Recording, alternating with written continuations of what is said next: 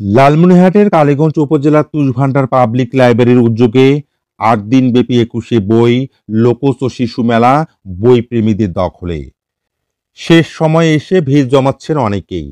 লালমনিরহাটের কালীগঞ্জে অমর ২১শে ফেব্রুয়ারি ও আন্তর্জাতিক মাতৃভাষা দিবস উদযাপন উপলক্ষে তুষভান্ডার পাবলিক লাইব্রেরির আয়োজনে ৮ দিনব্যাপী ২১শে বইমেলার শেষ দিন আজ হলেও পাঠকদের আগ্রহের কথা বিবেচনা করে আরও একদিন বৃদ্ধি করা হয়েছে। মেলাটি আগামীকাল ২৮ ফেব্রুয়ারি শেষ হবে।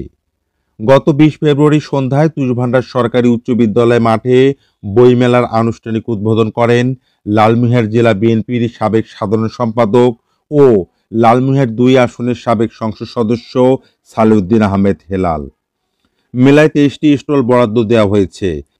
৮ দিনব্যাপী এই মেলায় প্রতিদিন নৃত্য, শিশুদের কুইজ, ছড়া, আবৃত্তি গান সহ বিভিন্ন সাংস্কৃতিক অনুষ্ঠান ও মঞ্চায়িত হয়ে আসছে।